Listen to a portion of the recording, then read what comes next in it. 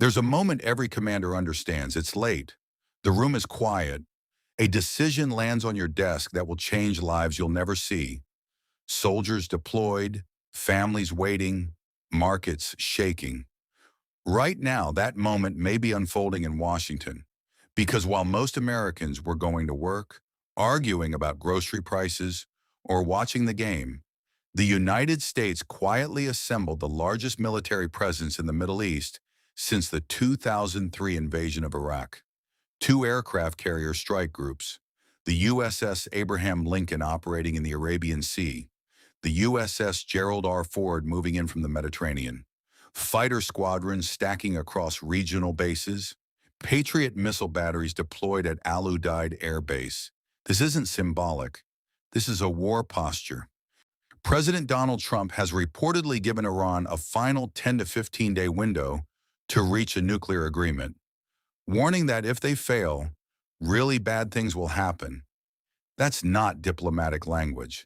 That's an ultimatum. And when ultimatums go public, flexibility disappears. Iran's response? Joint naval drills with Russia in the Strait of Hormuz, a choke point through which roughly 20% of global oil flows. Iran reportedly repositioned strike drones and deployed Chinese-made anti-stealth radar systems during the drills. This isn't just messaging, it's preparation. Poland's Prime Minister, Donald Tusk, told Polish citizens to leave Iran immediately, warning evacuation could soon be impossible. Germany quietly pulled personnel from positions in northern Iraq.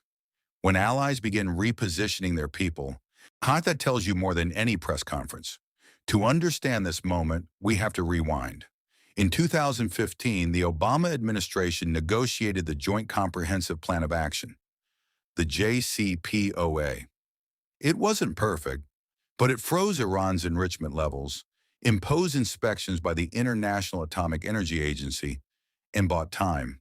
In 2018, President Trump withdrew from the deal, arguing it failed to address ballistic missiles and proxy warfare. Those were legitimate concerns.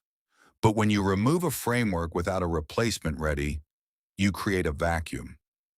Iran filled it, enriching uranium to near weapons-grade levels.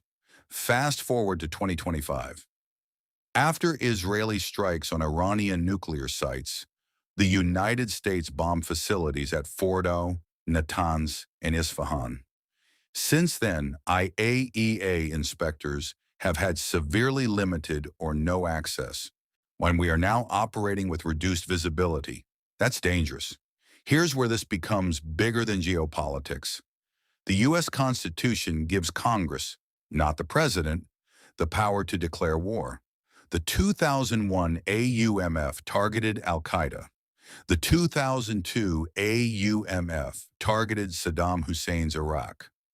Neither authorizes a new war with Iran in 2026. Representatives Ro Khanna and Thomas Massie are pushing a bipartisan war powers resolution requiring congressional authorization before strikes on Iran.